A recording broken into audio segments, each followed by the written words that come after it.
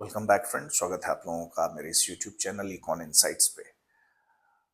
Fundamentals of economics में आज जो टॉपिक हम लोग डिस्कस करने वाले हैं वो है प्रोडक्शन पॉसिबिलिटी कर्व। आप सभी लोग जिन लोगों ने इकोनॉमिक्स पढ़ रखा है या जो पढ़ने के बारे में सोच रहे हैं या जिनकी पढ़ाई अभी चल रही है, उन सब के लिए ये वीडियो काफ़ी महत्वपूर्ण होने वाला है। Production possibility curve.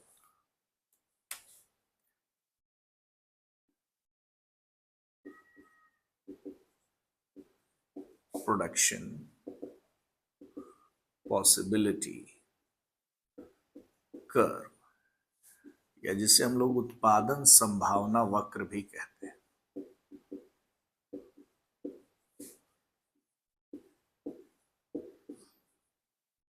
इसके और भी कुछ नाम हैं, जैसे इसे ट्रांसफॉर्मेशन कर्व भी कहा जाता है।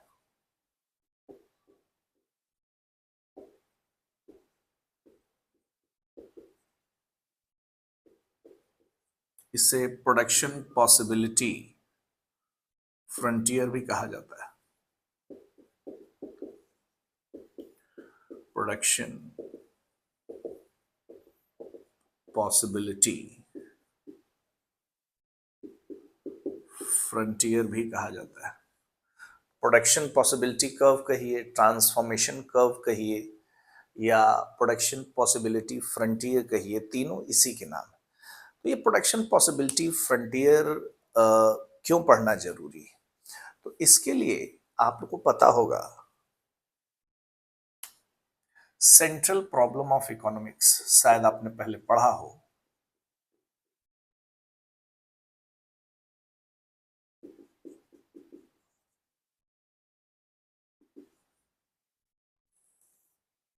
सेंट्रल प्रॉब्लम ऑफ इकोनॉमीज, अर्थव्यवस्थाओं की जो केंद्रीय समस्या, सेंट्रल प्रॉब्लम्स, वो क्या है? First of all, what to produce and in what quantity,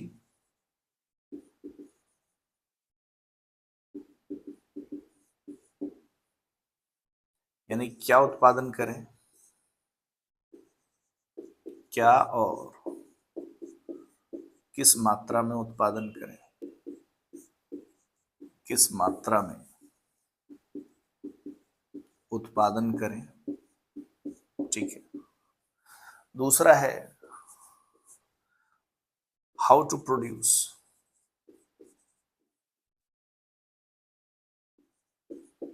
कैसे उत्पादन करें, वस्तु और सेवाओं का उत्पादन कैसे करें। ठीक है। थर्ड है फॉर whom टू प्रोड्यूस,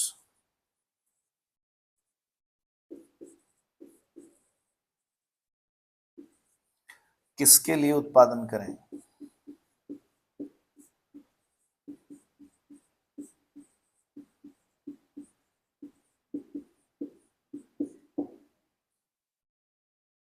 इसके अलावा प्रॉब्लम ऑफ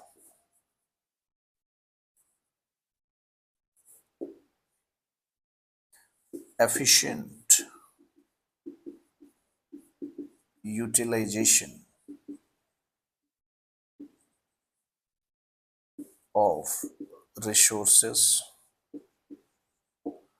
इन संसाधनों के इष्टतम प्रयोग, जो इष्टतम उपयोग है उनका, उसकी समस्या। हम लोग अपने संसाधनों को एफिशिएंटली यूटिलाइज नहीं कर पाते। ठीक है। और पांचवा, problem of economic growth,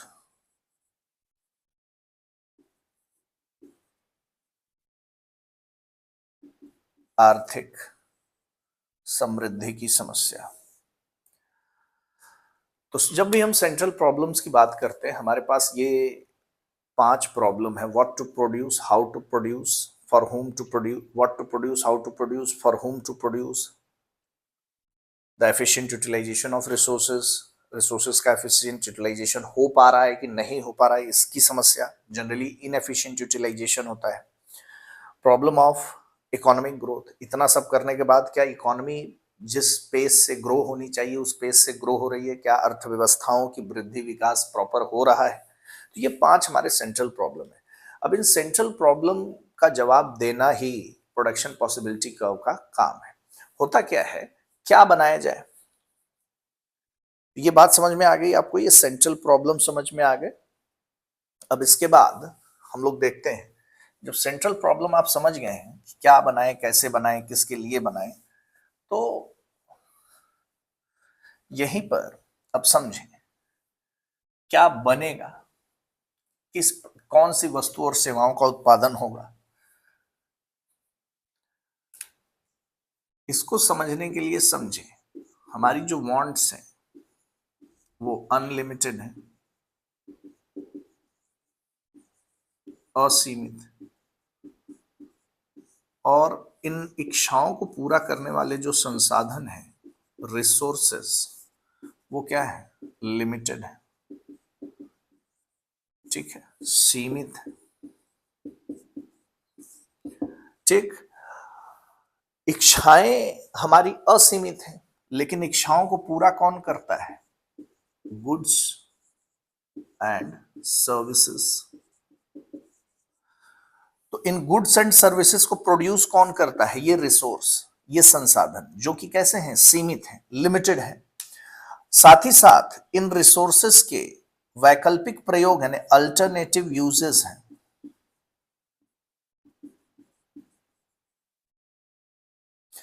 in resources के अल्टरनेटिव यूजेस हैं, है ना। इसको हम अलग अलग तरीके से प्रयोग करते हैं, अलग अलग तरीके से प्रयोग करते हैं, और अलग अलग तरीके से प्रयोग करते हुए हम भिन्न भिन्न प्रकार की वस्तु और सेवाओं का उत्पादन करते हैं, जो वस्तु और सेवाएं अंत में हमारी इच्छाओं को क्या करती हैं, पूरा करती हैं।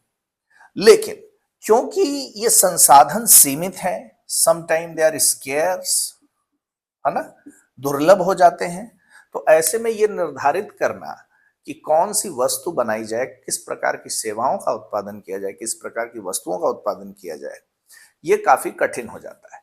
जैसे उदाहरण के लिए अगर हम समझें कि एक किसान है, वो कोई 2 फसलों की खेती कर रहा है, क्रॉप 1, क्रॉप 2। अब उसके पास संसाधन के रूप में ये जमीन है जिस पर वो फसलों की खेती कर सकता है, 2 अलग अलग फसलों की, क्रॉप 1 और क्रॉप 2। अब अगर किसी भी समय वो क्रॉप 1 की खेती ज्यादा करना चाहता है, तो जाहिर सी बात है क्रॉप 2 की खेती वो कम कर पाएगा। क्रॉप 1 बढ़ाएगा तो क्रॉप 2 ऑटोमेटिकली क्या हो जाएगी, कम हो जाएगी। सिमिलरली अगर वो क्रॉप 2 की खेती बढ़ाना चाहता है, इधर आना चाहता है, तो क्रॉप 1 कम हो जाएगा। तो एक वस्तु का उत्पादन यदि बढ़ाया जाए तो दूसरी वस्तु का उत्पादन स्वतः ही क्या हो जाता है, कम हो जाता है, क्योंकि हमें अपने संसाधनों को किसी वस्तु के उत्पादन में जब हम अपने संसाधनों को लगाते हैं, तो जाहिर सी बात है हमें संसाधनों को किसी वस्तु से हटाना भी होता है। यहाँ पर C2 के उत्पादन में संसाधन लगे हैं, रिसोर्सेज लगे हैं, फैक्टर्स लगे हैं, तो C1 के संसाधन में कम लग पाए, जिसकी वजह से C1 का उत्पादन प्रभावित हुआ। मेरी बात समझ में आ रही है। तो संसाधन सीमित होने की वजह से सभी प्रकार की वस्तुओं का निर्माण नहीं किया जा सकता, हमें चुनाव करना पड़ता है। इकोनॉमिक्स में इसी को कहते हैं प्रॉब्लम ऑफ चॉइस।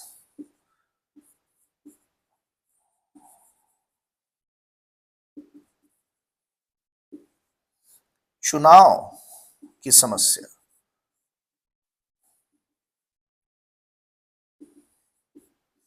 चुनाव की समस्या, क्या बनाएं, ठीक है, ये एक प्रॉब्लम के रूप में। प्रोडक्शन पॉसिबिलिटी कर्व में हम इसी को देखने की कोशिश करते हैं, मैथमेटिकली, डायग्रामेटिकली देखने की कोशिश करते हैं कि कैसे हम वस्तुओं का उत्पादन कर सकते हैं। ठीक है, अब आगे बढ़ते हैं।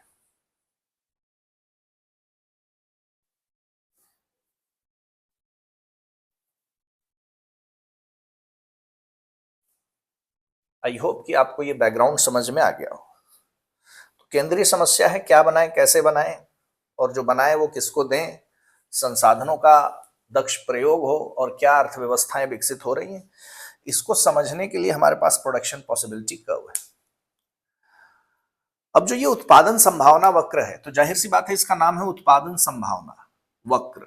एक ऐसा कर्व जो हमें क्या बताएगा, पॉसिबिलिटी बताएगा, किसकी, प्रोडक्शन की। एक ऐसा कर्व जो हमें पॉसिबिलिटी बताएगा किसकी, प्रोडक्शन की। तो इस पर आगे बढ़ने से पहले कुछ एजम्पशंस होते हैं इसके, जिन एजम्पशंस को हम देख लें।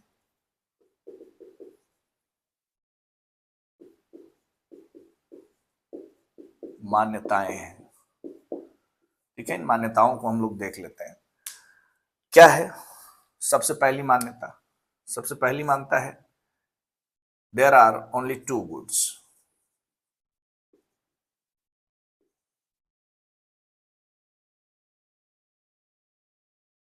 दो वस्तुएं ही हैं, ठीक है। Same resources are used. इन वस्तुओं के उत्पादन के लिए एक ही संसाधन का प्रयोग किया गया है। उसी संसाधन से जो भी वस्तु है वो बनाई जा रही है। सेम रिसोर्सेज है।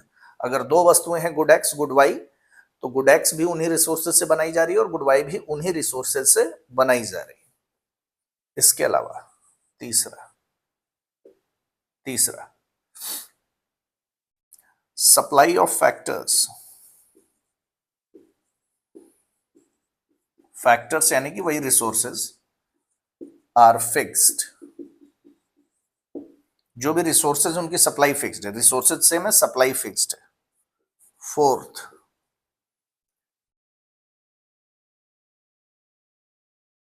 Supply of factors are fixed मतलब जो भी है वो दे दिया गया है, जितने रिसोर्सेज हैं वो दिया हुआ है। इसके अलावा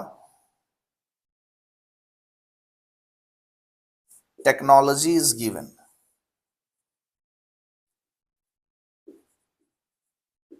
प्रोडक्शन की टेक्नोलॉजी भी दे दी गई है। जिस तकनीक पर आधारित है प्रोडक्शन, जिस तकनीक का यूज करके प्रोडक्शन किया जा रहा है वो भी दिया हुआ है, और ये पूरे प्रोसेस के दौरान बदलता नहीं है, सेम रहता है, ठीक है। इसके अलावा टाइम इज शॉर्ट, थोड़े समय के लिए लिया गया है। Sixth, all resources are employed। सारे संसाधनों को काम पे लगा दिया गया है, ठीक है। सारे जो रिसोर्सेज हैं वो काम पर लगे हुए हैं, सारे रिसोर्सेज को एम्प्लॉय किया गया है, ठीक है।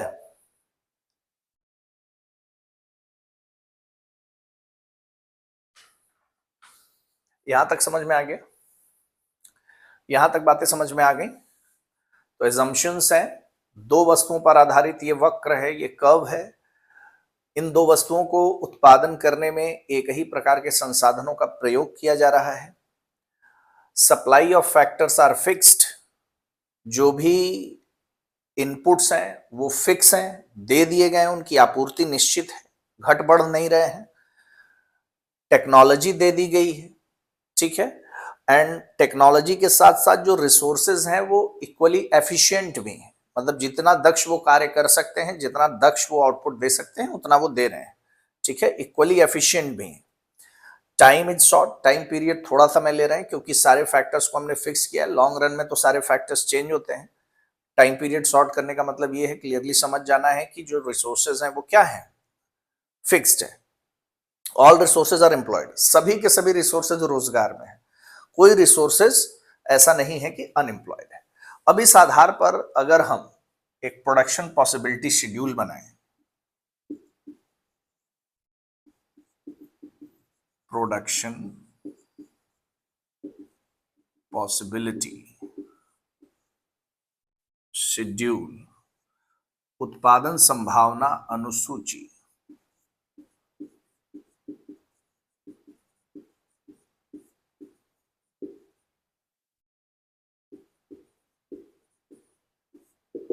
उत्पादन संभावना अनुसूची बना रहे हैं, प्रोडक्शन पॉसिबिलिटी शेड्यूल। तो देखिए कैसे बनता है।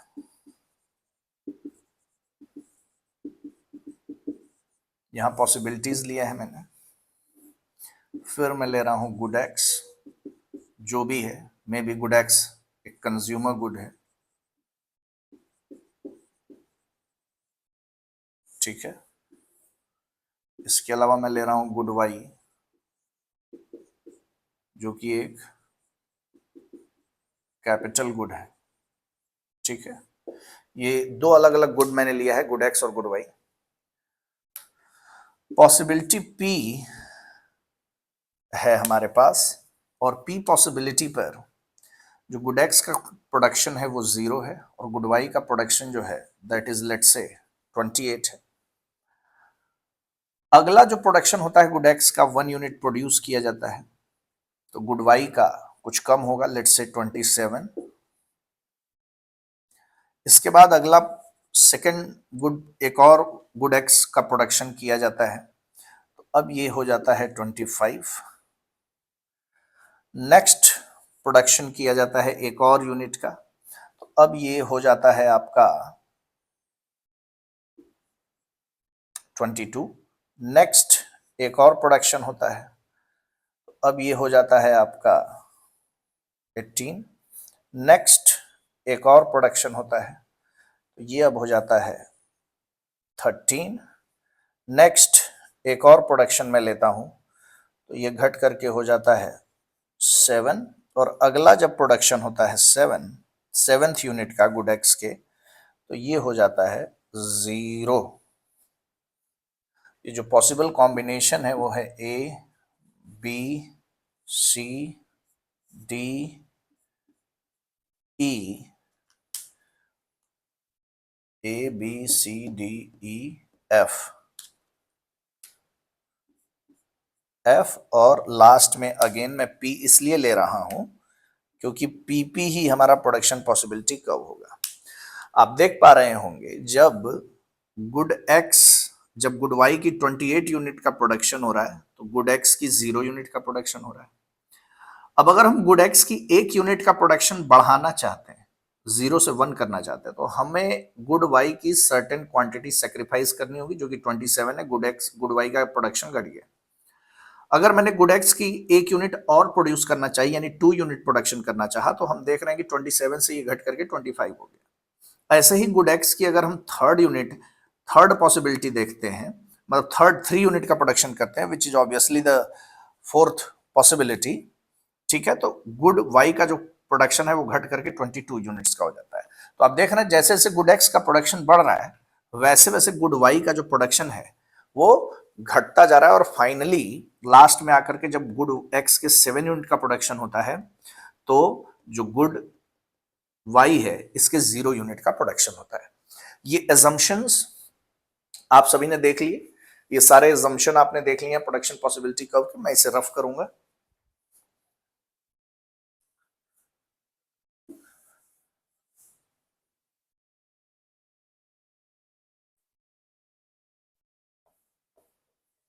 अब इसी प्रोडक्शन पॉसिबिलिटी शेड्यूल से मैं ड्रॉ करने जा रहा हूं production possibility curve.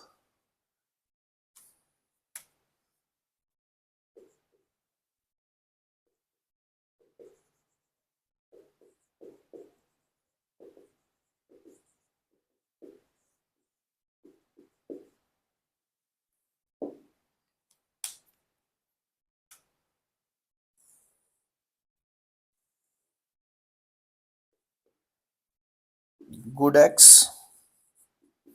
which is obviously a consumer good.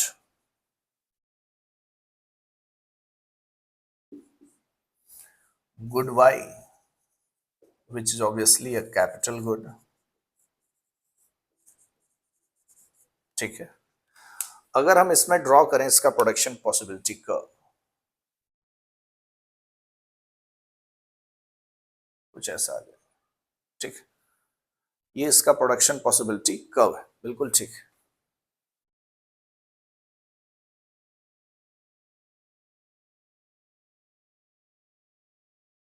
Production possibility curve है।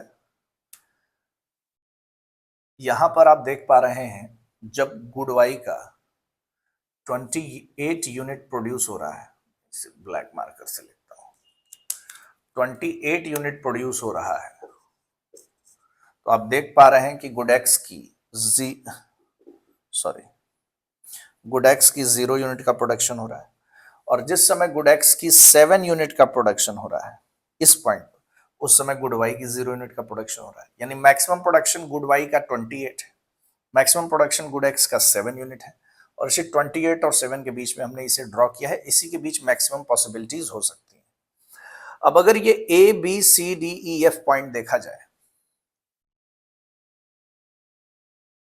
A B C D E F, ये जो point B C D E F, ये अलग अलग कॉम्बिनेशन को दिखा रहे हैं। जैसे पॉइंट ए जो है वो दिखा रहा है 127 को, ठीक है। पॉइंट बी जो दिखा रहा है वो 225 को दिखा रहा है, तो उन्हें कोऑर्डिनेट ज्योमेट्री में पढ़ा होगा।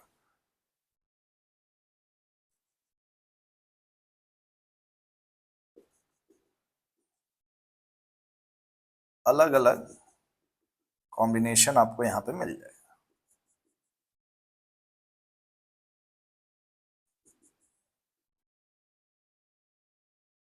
ठीक वैसे ही आप देख पा रहे हैं आपको सारे कॉम्बिनेशन मिल रहे हैं। ये 27 है, फिर आपका 25 है, फिर आपका 22 है, फिर आपका 18 है, फिर आपका 13 है, फिर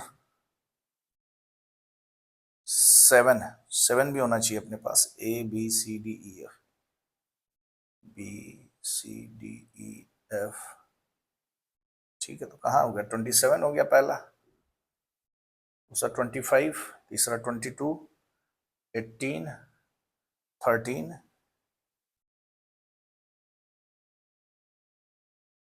ही तो है, कहाँ पे गड़बड़ हो रहा है।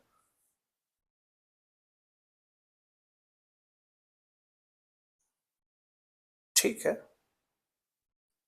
1 हुआ तो 27 हुआ, 2 3 4 5 6 और 7, ए बी सी डी ई और एफ।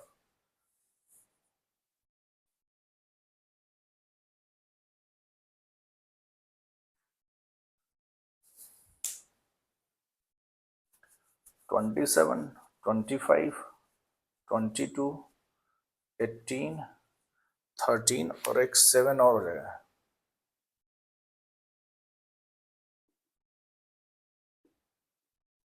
थर्टीन के बाद 7, ठीक है। जब 7 होगा तो ऐसे ही सारे लोकस आपको मिलते जाएंगे। बी पर हो जाएगा आपका 225, सी पर हो जाएगा आपका 322, डी पर हो जाएगा आपका 418, ई पर आपका हो जाएगा 513 और एफ पर हो जाएगा आपका 67।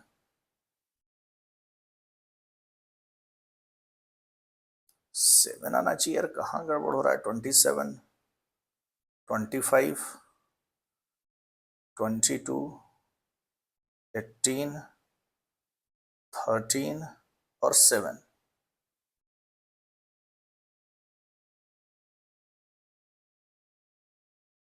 हम्म 27 यहां जाएगा ना, यही तो मिस्टेक हो रहा है। 27 यहां जाएगा,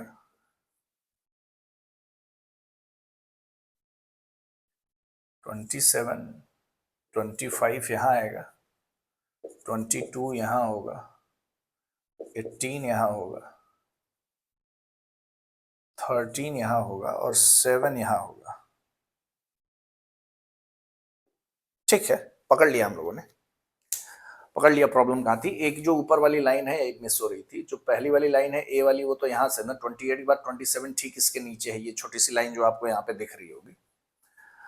तो 27, 25, 22, 18, 13, 7, ठीक, ये हो गया। तो ये हमारा प्रोडक्शन पॉसिबिलिटी कर्व है।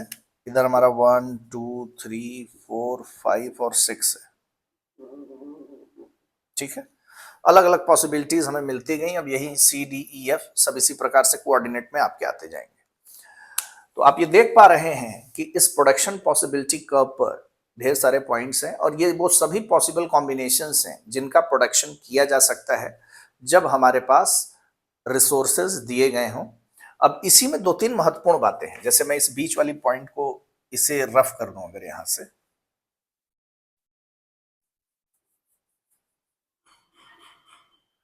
इसे अगर मैं रफ करूं, कुछ बातें आपको यहां पर बताई जाए। जैसे ये जो A B C D E F, ये जो इस फ्रंटियर पर प्रोडक्शन पॉसिबिलिटी कर्व के ऊपर ये जो पॉइंट्स हैं, इन पॉइंट्स को कहा जाता है टेक्नोलॉजिकली एफिशिएंट।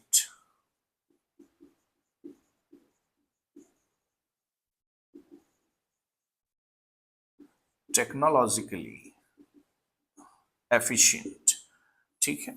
ये वो पॉइंट्स हैं जहां पर रिसोर्सेज फुल्ली इंप्लॉयड है, रिसोर्सेज अपनी फुल एफिशिएंसी पर वर्क कर रहे हैं, और आपको गुड एक्स और गुड वाई के वेरियस कॉम्बिनेशंस प्राप्त हो रहे हैं, A B C D E F. जब आप इस फ्रंटियर के ठीक ऊपर हैं तो यहां पर रिसोर्सेज आर फुल्ली इंप्लॉयड।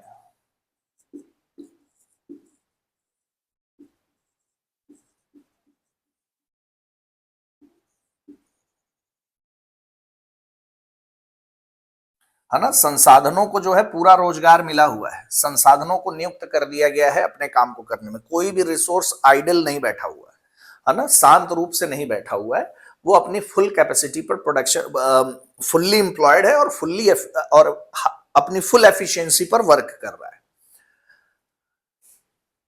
इसके अंदर भी कुछ पॉइंट हो सकते हैं, जैसे पॉइंट ये है और ये पॉइंट, मान लीजिए पॉइंट के और पॉइंट एल, ये जो दो कॉम्बिनेशन है ये भी अटेनेबल कॉम्बिनेशन है, इन्हें भी अटेन किया जा सकता है,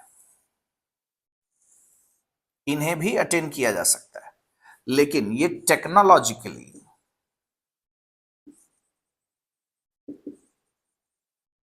इनएफिशिएंट, टेक्नोलॉजिकली इनएफिशिएंट है, and resources are not fully employed।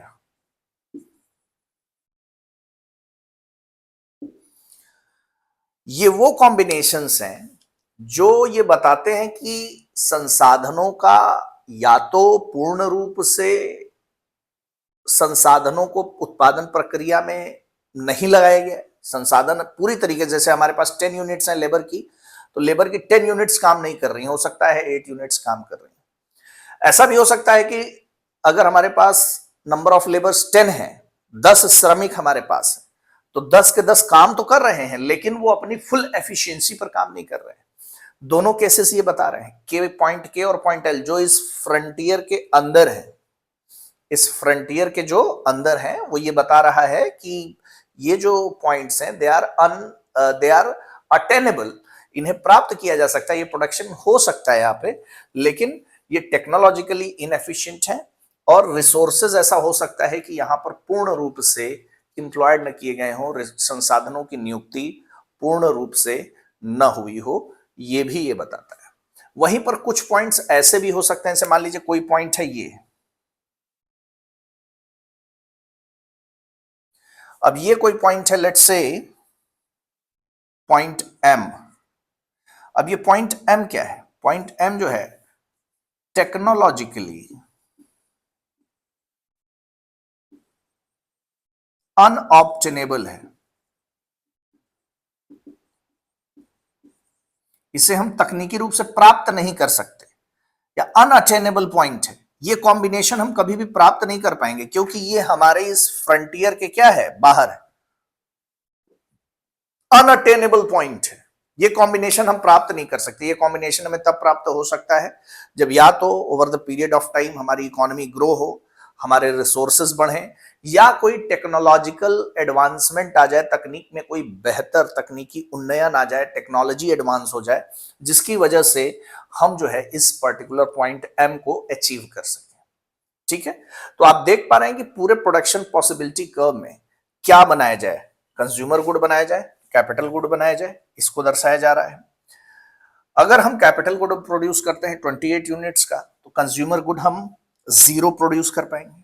अगर हम कंज्यूमर गुड 7 यूनिट प्रोड्यूस करते हैं तो हम कैपिटल गुड 0 यूनिट प्रोड्यूस कर पाएंगे, या हमें कंज्यूमर गुड और कैपिटल गुड के बीच कुछ प्रोडक्शन करना है तो वो इस प्रकार से संभव है, point A, point B, point C, point D, point E और पॉइंट एफ, इस पर कहीं संभव है।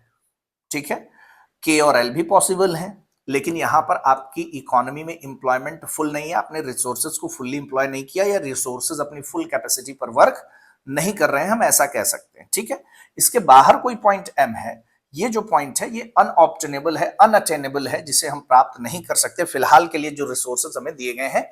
जैसा कि मैंने कहा, over the period of time अगर हमारी इकोनॉमी ग्रो होती है, हमारे रिसोर्सेज बढ़ते हैं, तब हम शायद एम को अचीव कर पाए। ठीक है, ये हमारा प्रोडक्शन पॉसिबिलिटी फ्रंटियर है। तो क्या बनाया जाए, ये है। कैसे बनेगा, हमें कोई कॉम्बिनेशन इसी में चूज करना होगा। We have given technology and given factor of inputs. ठीक है, तो ये बात समझ में आ गई। अब इसके यूजेस क्या क्या है, कहां कहां हम लोग यूज करते हैं। अब इतनी सारी बातों में इसके यूजेस खुद ही निकल करके आ रहे हैं। जैसे इधर मैं रफ करूं,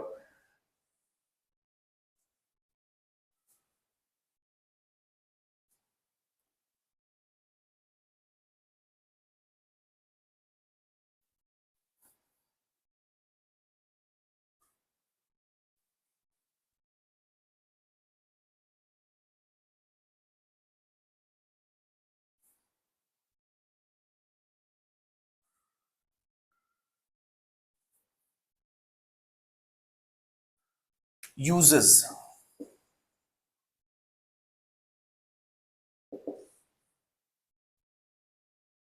क्या यूजेस है इसके। तो यूजेस की बात करेंगे तो पहला यूज है अनएम्प्लॉयमेंट को समझना। इकोनॉमी में अनएम्प्लॉयमेंट या बेरोजगारी का लेवल समझना। ठीक है, बेरोजगारी कितनी है।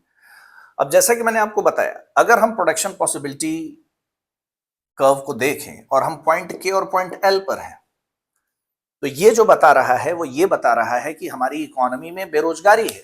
पॉइंट के और पॉइंट एल, अगर हम कोई ये कॉम्बिनेशन प्रोड्यूस कर रहे हैं, मान लीजिए हम ये प्रोड्यूस कर सकते हैं, ये हमारा रियल स्टेटस है, लेकिन हम प्रोड्यूस क्या कर रहे हैं,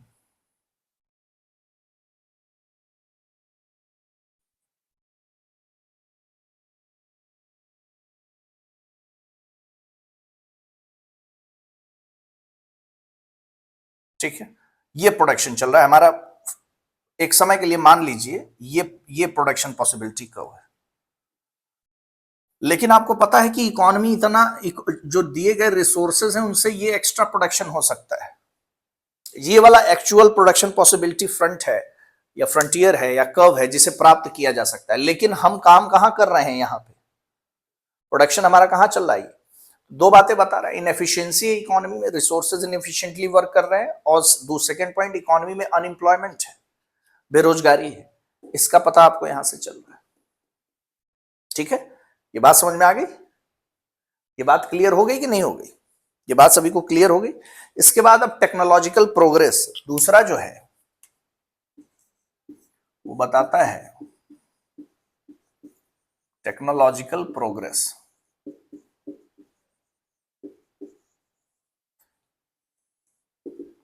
टेक्नोलॉजिकल प्रोग्रेस थोड़ा सा डिस्कस करने के लिए मैं इसे रफ ही कर देता हूं, ताकि मैं एक एक यूजेस के लिए जो रिक्वायर्ड कर्व है उसको ड्रॉ कर सकूं।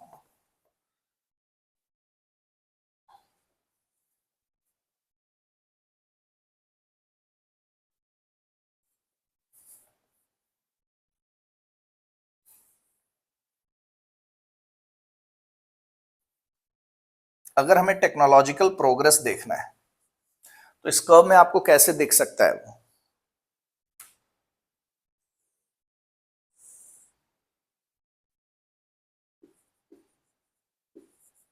गुड एक्स और गुड वाई। ठीक है, ये हमारा प्रोडक्शन पॉसिबिलिटी कर्व है, पी पी। ठीक है, गुड एक्स कंज्यूमर गुड है, गुड वाई कैपिटल गुड है। अगर टेक्नोलॉजिकल अपग्रेडेशन कुछ इस तरह से होता है जिसकी वजह से हम कंज्यूमर गुड ज्यादा प्रोड्यूस कर सकते हैं, ठीक है, तो आप समझ पा रहे हैं ये प्रोडक्शन पॉसिबिलिटी कर्व कैसा हो जाएगा। ये जो है हो जाएगा कुछ ऐसा।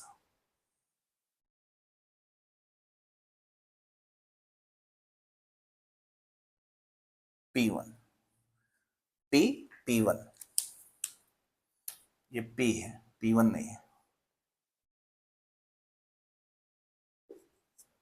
ठीक, कुछ ऐसा हो जाएगा जहां पर आप देख पा रहे हैं कि जो कंज्यूमर गुड है उसकी क्वांटिटी थोड़ी ज्यादा प्रोड्यूस की जा पा रही है। ठीक है, अगर टेक्नोलॉजिकल अपग्रेडेशन कुछ इस प्रकार होता है कि कंज्यूमर गुड को प्रोड्यूस नहीं किया जा सकता, कैपिटल गुड को ज्यादा प्रोड्यूस किया जा सकता है, तो उस केस में कैसा हो जाएगा प्रोडक्शन?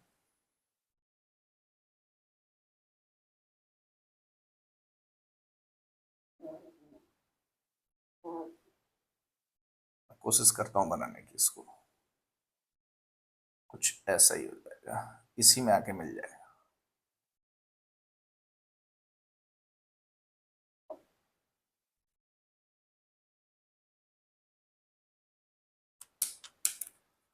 इसी में आकर के मिल जाएगा, है ना, कुछ ऐसा प्रोडक्शन पॉसिबिलिटी कर्व बन जाएगा। तो ये P से बढ़ करके P1 यहां चला जाएगा। और अगर टेक्नोलॉजिकल अपग्रेडेशन कुछ इस प्रकार से हो कि कंज्यूमर गुड और कैपिटल गुड दोनों को हम ज्यादा प्रोड्यूस कर सकते हैं, दोनों में टेक्नोलॉजिकल अपग्रेडेशन होता है, तो फिर ये जो कर्व है कुछ इस प्रकार बन जाएगा। ठीक है, समझ में आ रहा है? जहां पे कैपिटल गुड भी ज्यादा है और कंज्यूमर गुड भी ज्यादा प्रोड्यूस किया जा पा रहा है। इस केस में केवल कंज्यूमर गुड ज्यादा प्रोड्यूस कर पाए जा रहे हैं, इस केस में कैपिटल गुड ज्यादा प्रोड्यूस हो पा रहा है। ठीक, अलग अलग केस है। मेरी बात समझ में आ रही है? तो टेक्नोलॉजिकल प्रोग्रेस भी आप यहां से असेस कर सकते हैं कि टेक्नोलॉजी में क्या प्रोग्रेस हो रहा है। ठीक है, कंज्यूमर गुड या कैपिटल गुड में। ठीक, तीसरा अनएम्प्लॉयमेंट हो गया, टेक्नोलॉजिकल प्रोग्रेस हो गया, इसके बाद इकोनॉमिक ग्रोथ। ध्यान रखिएगा, ये जो मैं बात कह रहा हूं टेक्नोलॉजिकल प्रोग्रेस की, ये मैं अपने एजम्पशन को थोड़ा रिलैक्स करके कर रहा हूं। एजम्पशन में मैंने ऑलरेडी मान रखा था कि टेक्नोलॉजी कांस्टेंट है, बट अगर उस एजम्पशन को मैं रिलैक्स करूं तो मुझे कुछ इस प्रकार का एक पैटर्न देखने को मिलेगा प्रोडक्शन पॉसिबिलिटी कर्व में। Similarly economic growth, economic growth तब हो सकती है जब फैक्टर्स बदलें। अब हम अपने टाइम पीरियड को फिर रिलैक्स कर रहे हैं। शॉर्ट रन में तो फैक्टर्स नहीं बदल सकते, सभी लोग जानते हैं, लेकिन in long run inputs change हो सकते हैं, है ना। जो भी फैक्टर्स हम प्रोवाइड कर रहे हैं बदल सकते हैं, उन फैक्टर्स में वृद्धि हो सकती है, ग्रो कर सकते हैं वो। ठीक है, तो इस केस में इकोनॉमिक ग्रोथ आपको देखने को मिल सकता है। जैसे फॉर एग्जांपल ये तो हमें दिखा रहा है टेक्नोलॉजिकल प्रोग्रेस।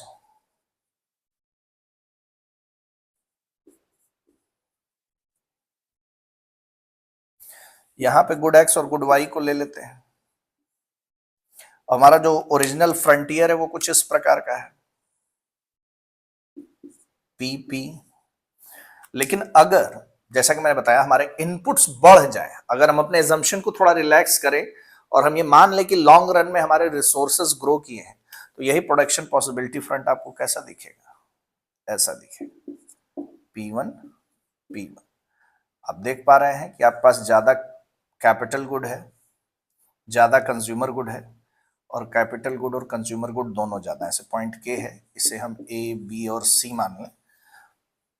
तो आप देख पा रहे हैं कि कैसे जो फ्रंटियर है वो ग्रो कर गया है, जिसमें आपके पास ज्यादा कैपिटल गुड भी हो सकता है, ज्यादा कंज्यूमर गुड भी हो सकता है। बी पॉइंट पर दोनों भी आपके पास हो सकते हैं। इसके अलावा प्रेजेंट एंड फ्यूचर गुड्स, इसको भी समझें। प्रेजेंट एंड फ्यूचर गुड को मैं क्यों कह रहा हूं? इसलिए कह रहा हूं कि अगर आज जैसे हमारी मान लीजिए ये ओरिजिनल स्थिति है, आपको पता है कि जो कंज्यूमर गुड्स होते हैं वो आपकी आज की आवश्यकताओं को पूरा करते हैं, लेकिन जो कैपिटल गुड्स होते हैं वो आपकी फ्यूचर की रिक्वायरमेंट्स को पूरा करते हैं। कैपिटल गुड्स ऐसे आइटम्स होते हैं जो वस्तु और सेवाओं के उत्पादन को बढ़ा सकते हैं, उनमें वृद्धि कर सकते हैं, है ना। ऐसे ही वस्तुओं को हम लोग कैपिटल गुड्स कहते हैं, जैसे मशीनरी वगैरह। तो अगर आज हम कंज्यूमर गुड में कम और कैपिटल गुड में ज्यादा इन्वेस्टमेंट करते हैं तो इन फ्यूचर हमारे पास ज्यादा कैपिटल गुड भी होगा और ज्यादा कंज्यूमर गुड भी होगा। इसका कैसे ग्राफ बनता है इसे भी आप देख लीजिए। इस बात से आप लोग सभी लोग एग्री करेंगे। ये गुड एक्स के लिए है, गुड वाई के लिए है, ये हमारा प्रोडक्शन पॉसिबिलिटी फ्रंटियर है। अब जैसा कि मैं आपसे कह रहा हूं, इसे पीपी मान लेते हैं कि आज अगर हमारा इन्वेस्टमेंट ज्यादा कैपिटल गुड पर है और कम कंज्यूमर गुड पर है तो इन फ्यूचर हमारे पास ज्यादा कैपिटल गुड और ज्यादा कंज्यूमर गुड दोनों होगा। तो ये कैसे बनेगा?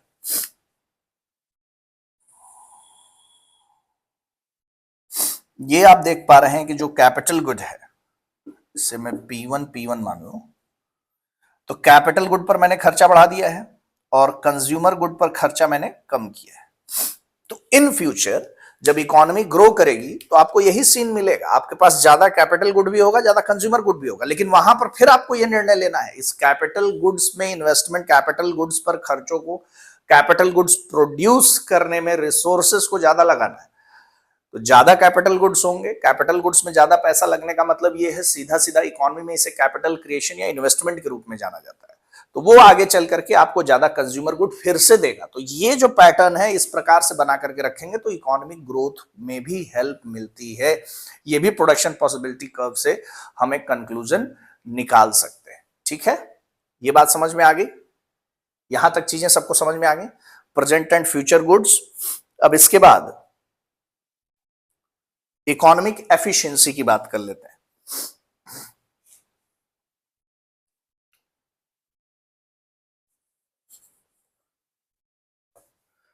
यहां से आपको एफिशिएंसी भी देखने को मिलती है, इकोनॉमिक एफिशिएंसी की भी बात यहां पर होती है।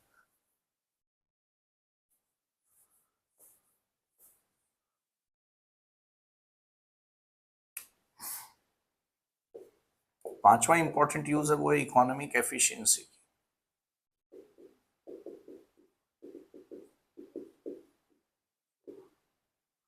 आर्थिक दक्षता की, जैसा कि प्रोफेसर डॉफमैन ने कहा है,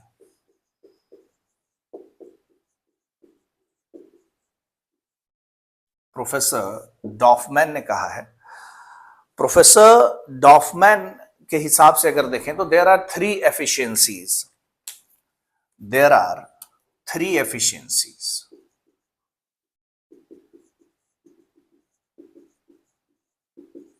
वो थ्री एफिशिएंसीज कौन कौन सी हैं? पहला, efficient selection of goods to be produced,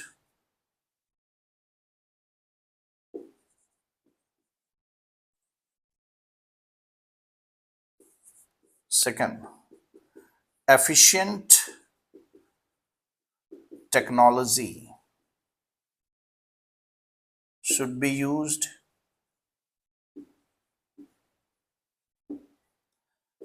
and third, efficient distribution.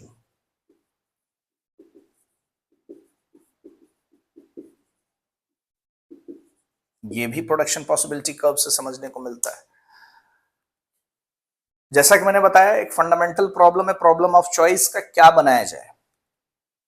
तो एफिशिएंसीज में प्रोफेसर डॉफमैन कहते हैं देयर आर थ्री एफिशिएंसीज। पहला, किन गुड्स का प्रोडक्शन करना है वो वाइजली चूज किए जाने चाहिए, एफिशिएंटली सेलेक्ट किए जाने चाहिए।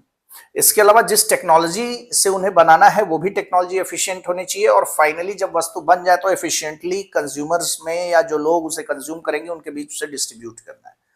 तो ये थ्री एफिशिएंसी की बात की जाती है, जो कि प्रोडक्शन पॉसिबिलिटी कर्व में मैंने बार बार आपको दिखाया कि अगर हम प्रोडक्शन पॉसिबिलिटी कर्व के फ्रंटियर पर प्रोडक्शन कर रहे हैं, प्रोडक्शन यहां चल रहा है, तो इसका मतलब रिसोर्सेज फुल्ली एम्प्लॉयड हैं और एफिशिएंटली वर्क कर रहे हैं, जैसा कि मैंने आपको बताया।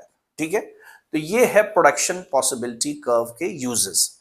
तो इस पूरे लेक्चर को अगर सम अप किया जाए तो आपको यही पता चलेगा कि जो इकोनॉमी के फंडामेंटल प्रॉब्लम्स हैं उनको ग्राफिकली अगर हमें समझना है, मैथमेटिकली अगर हमें समझना है, तो हम प्रोडक्शन पॉसिबिलिटी कर्व का यूज करते हैं और प्रोडक्शन पॉसिबिलिटी कर्व के माध्यम से हम आसानी से ये समझ जाते हैं कि अगर हमारे पास रिसोर्सेज दिए गए हैं तो हम किन गुड्स एंड सर्विसेज का प्रोड्यूस कर सकते हैं। ऑब्वियसली मॉडल छोटा है, 2 गुड मॉडल है जिसमें 2 ही वस्तुएं हैं हमारे पास, और उन्हीं 2 वस्तुओं में जहां जबकि हमें तकनीक दी गई है, इनपुट्स दिए गए हैं, उसके आधार पर हम क्या प्रोडक्शन कर सकते हैं उसको दर्शाने का काम किया गया है। यूजर्स की चर्चा मैंने यहां पर कर दी।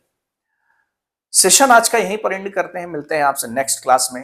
Till then bye bye, take care and have a good time.